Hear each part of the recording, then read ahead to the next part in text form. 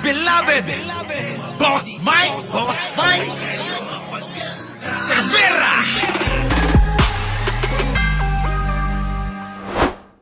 DPWH Secretary. Eto na mga kababayan ko, nagalit na ho si DPWH Secretary Vince Dizon dito sa katatapos lang na pagkukumpuni ng kalsada dyan po sa EDSA. Aba, uminit ang ulo. Umiinit ang... Oo, alam mo ba ang magkurito? Tatlo. Ayan. Tingnan mo. Tatlo magkurito, iba-iba laman. Ayop na. Tatanong kayo ng mga magko ha. Di ba? Eto mga kababayan ko. Pasok! Ito namang si DPWH Secretary Vince Dizon nagalit daw nang makita ang mga uka sa bahagi po ng nirehabilitate na EDSA. Jigo Kita nyo mga kababayan, uka pa lang yan, galit na si Vince Dizon. Boy Custodio, ibrigada mo! Napamura si Public Works Secretary Vince Dizon matapos makita ang mga uka o pothole sa bahagi ng na-rehabilitate na EDSA Nako sa po. Buendia South. Ayan mga kababayan, yan tingnan nyo ha. Hindi maayos daw. Mount itong Sabado ng gabi. Yan. Ayon kay Dizon, dulot ito ng naiipon tubig sa dedicated bus lane dahil sa walang tigil na pag-ulan. Ayan na. Lowest point to ng phase Mapapamura ka talaga. Sino ba naman hindi mapapamura dito? 1. Lahat ng tubig, kita mo naman, lahat ng tubig na bumababa dito, naiiwan. Wala kasi tayong drainage dito eh. Ideally sana, may drainage ka dito sa gitna para nagde-drain siya dito. Pero wala eh. Dahil sa mga barrier ng busway, hindi nakakalabas yung tubig. Yan. Utos na ni Bakit kasi nilalagay nyo pa ng barrier yan? Huwag nyo na lagyan ng barrier. Nakakasagabal lang eh. Hulihin nyo na lang yung mga katulad ni Arnold Lopez na hindi sumusunod sa batas trapiko. Karamihan naman dyan yung mga bobong DDS ang mga pasaway eh. Di ba? Hindi ba kayo nagtataka, Charlie Whiskey? Yung mga laging nahuhuli, mga DDS na bobo, alam nilang bawal ang dumaan do sa bus lane, sige pa rin sila ng singit na singit. Tapos, kapag hinuli, magagalit sa gobyerno, bakit daw sila hinuhuli? Tatangan nyo kasi. Di ba? Mga tanga, mga hinampil talaga eh. Mga hayop. Ngayon, mga kababayan ko, yung ano na yan, yung mga barrier na yan, gumastos pa kayo eh. Gamitin nyo na lang yan sa flood control. Ipangpatong nyo sa flood control para tumaas. Di ba? Walang ya. Taloy. Dizon ang paglalagay ng mga gaps sa pagitan ng mga barriers para magkaroon ng daanan ng tubig ulan at hindi ito maipon sa bus lane. Agad namang aayusin ng contractor ang mga potholes at ayon sa DPWH, walang gagastusing pondo ng gobyerno para sa repair. Ay, wait lang. Ganun lang yon, i-repair lang nila. Kung ako ho masusunod. Oy, Vince Dizon, makinig ka sa akin. Pakinggan nyo ko mga kababayan. Kasi hindi ho ako ganyan. Di ba? Abay, nagtyaga na yung mga Pilipino na naabalan nyo dyan sa trapiko. Gapang yung traffic dyan sa mga ginagawa nyong yan. Ngayon, matapos, naintindihan namin yun. Walang reklamo tayo, di ba? Dahil ginagawa naman talaga.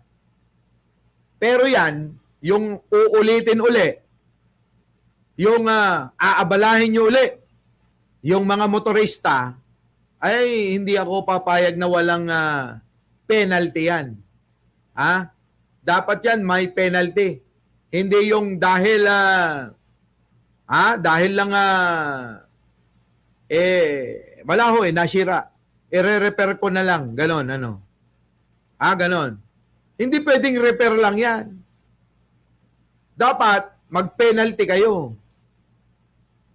Para madala kayo, para hindi ganyan na ulit-ulit yung gawa nyo. Di ba mga kababayan? Di ba? Ang problema, ang mangyayari ngayon niya, maabala na naman tayo. Paano yung taong bayan?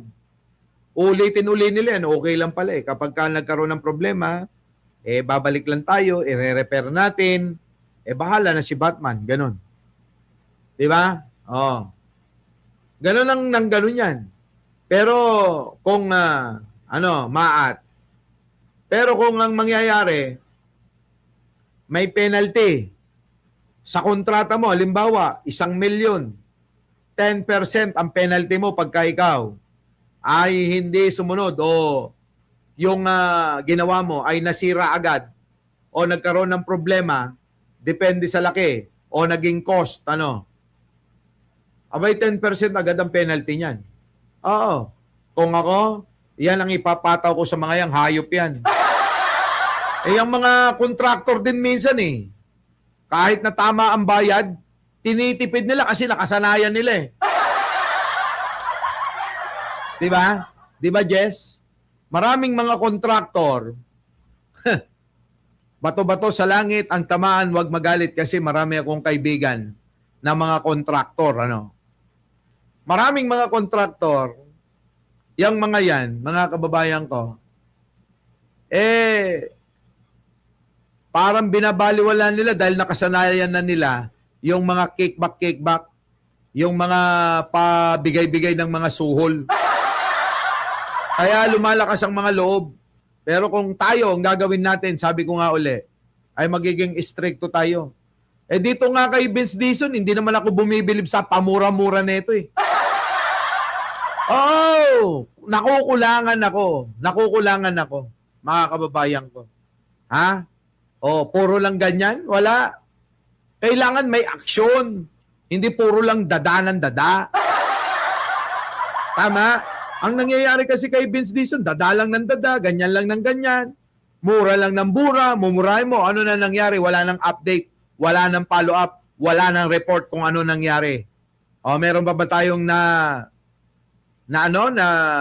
balitaan na sa lahat ng mga pinagmumura ni Vince Dizon, may naayos ba talaga?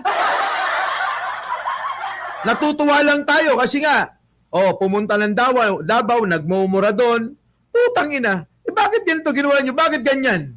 Ano na, kasunod nun? Ano na, update? Di ba? Ano ginawa mo doon? Nagbida-bida. Hindi pwedeng ganun, mga kababayan. Bida-bida lang. Bida-bida lang, mapicturean, ma-video lang, mapakalat sa mga vlogger, mga media na merong ganung eksena, meron silang scope, may content, pwede na.